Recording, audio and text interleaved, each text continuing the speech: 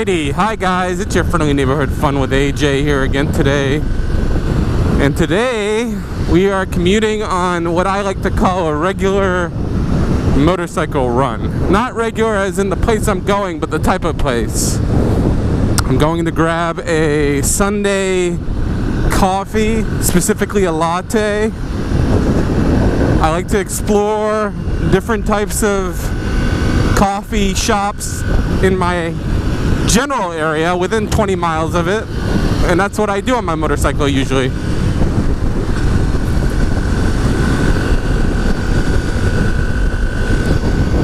It is 83 degrees Fahrenheit out here in Orange County, California. I'm wearing my vlogging helmet, so I do apologize if it's just super windy. This mic setup was one that I want to give a shout out to Moto Noir from here on YouTube. He actually went the step to message me on Instagram and give me the details of his setup, because I asked him which mic did he change to one time, and he told me. He also told me how to keep the mic in place with a Velcro strip, and that's what I'm doing now, and it works awesome. It's no longer in my mouth like the last mic I was using. I'm just cruising. I've got about a 15-mile commute ahead of me.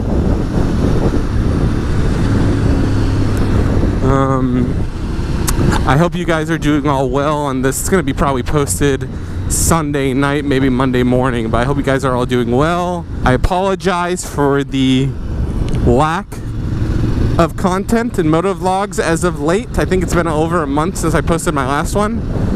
Part of what happened was the fires in California. The air quality got really bad. Every time I went outside for like 2 weeks, looked like a scene out of the movie Blade Runner. The new one, 2049, I think it was called. So that's why, and I do apologize for that. I didn't mean to break my vlogging schedule. I see another motorcyclist up ahead. See if I can catch up to him. He's going on the highway of 405, I think. I'll let him stick with that.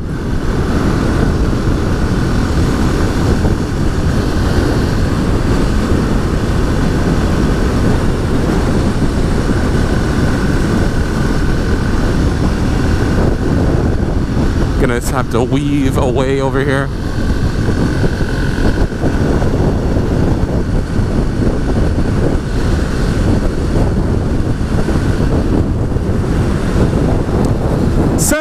Yeah, the state of things was pretty dire air quality wise, and it was gloomy, but not in a rainy sense, in a like a orange sky sense here in Southern California. So I do apologize.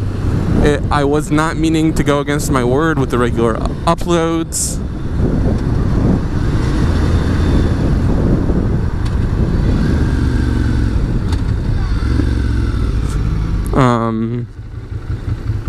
So yeah, sorry about that, guys. That lasted about 2 weeks, honestly.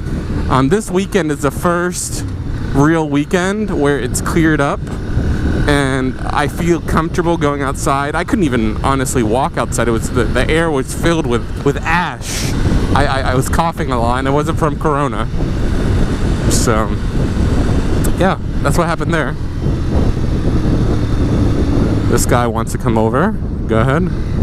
You're not coming over? I don't know what you're doing, homie. You could have came over the whole time. He was like looking, I don't know what he was looking for. I think he was looking out for me, but yeah. So no turning lane over there. Solid. I'm not supposed to turn over, but I'll give it to him. He was being cautious rather than running a motorcyclist off of his road. I'm not talking about this guy either. I'm talking about the guy behind me in the Honda Pilot, I think. Yeah. It's crazy how quick it takes to get places on a motorcycle. Like in a car, you think you're waiting there all, you know, well, at least in LA. Oh, there's a Porsche up there if you guys can see it, black one. 90s maybe, early 90s.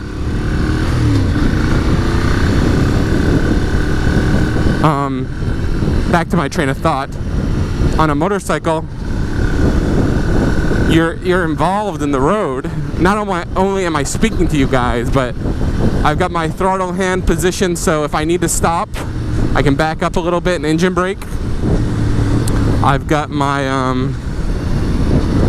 rear foot near my brake pedal in case I need to do that. And then I've got my clutch foot at the ready in case that needs to happen. So you're very engaged, and I'm scanning the road constantly. I do that in a car too, but I don't think I do it as much. Not as much as I should. 2. Come on, people. People keep turning into this lane. 3. Okay. Sometimes you'll catch me counting into myself.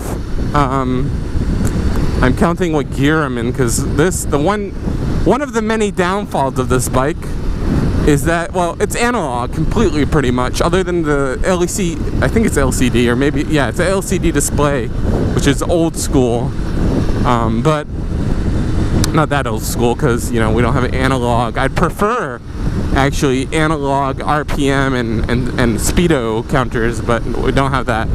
Anyways, point being, it's a very analog bike. No ABS, no traction control in this model. There is a plus version you could have got with that, but I didn't buy that used, so I got the standard one.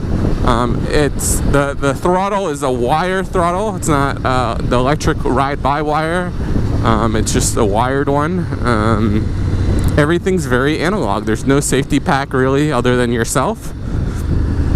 So constantly having to regulate everything.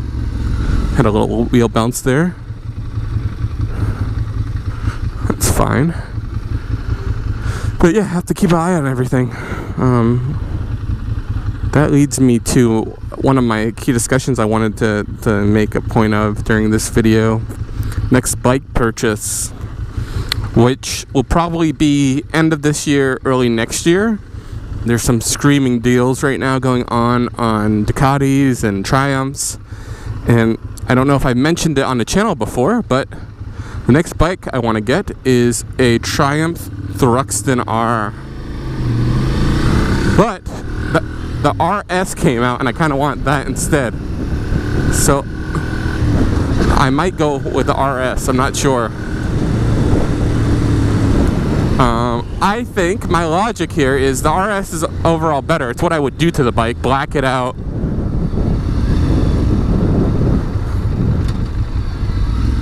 Black it out. Add some high performance parts to it.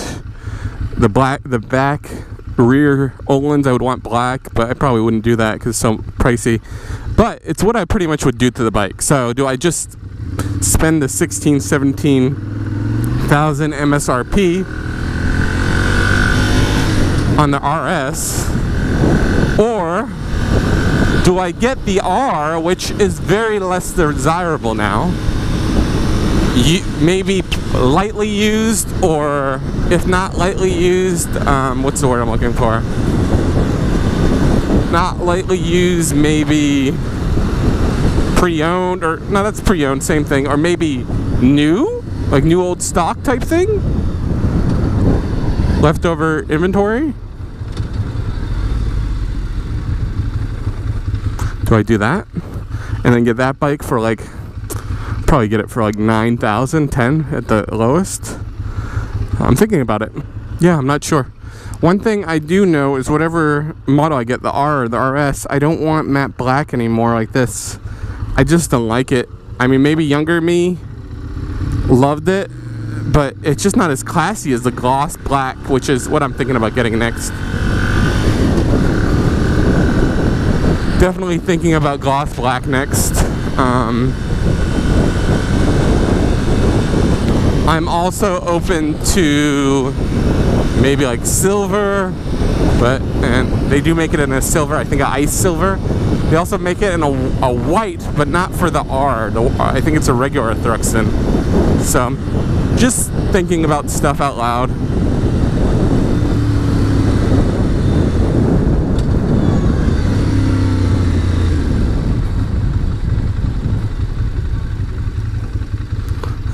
So, see what happens.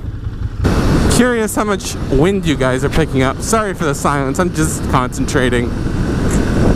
It's definitely an art to talk and vlog at the same time. Motovlog, at least. You gotta be really confident in your cycling abilities. And I'm semi-confident. I wouldn't say I'm really confident. I'm still getting the swing of shifting, and just not the greatest at it, as you can hear.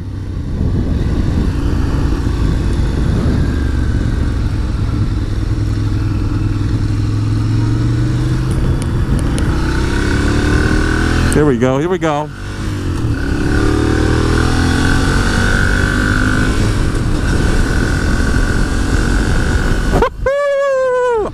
Traction control would be nice to have, but hey, if it comes with it, it comes with it. And then the final thing, which I don't have on this bike, two things actually. I don't have a fuel level indicator. I only have a low light, and I don't have a gear indicator. Now, a gear indicator I think is kind of lazy to have, because you should potentially try to get to know your bike, know what it does, know what it is, know what gear it's in, know what it sounds like. Like this bike, I know when I get to 4,000 to 6,000 RPM, I need to start changing gears, like now. See how that sounds horrible? Now, ooh, he's back. So, there is something to not having a gear indicator on your bike, something to not being lazy. That's what I would say. That was a bump. I'm gonna have another one up here. Let's see if I can find a spot. I think I can fit right there. I think I can. Definitely can. I can fit right there too.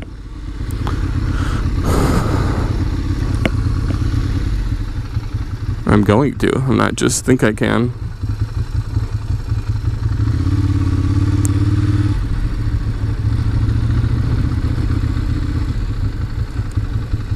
Is this a spot? I think it is. Pause you guys here. I made it to my spot.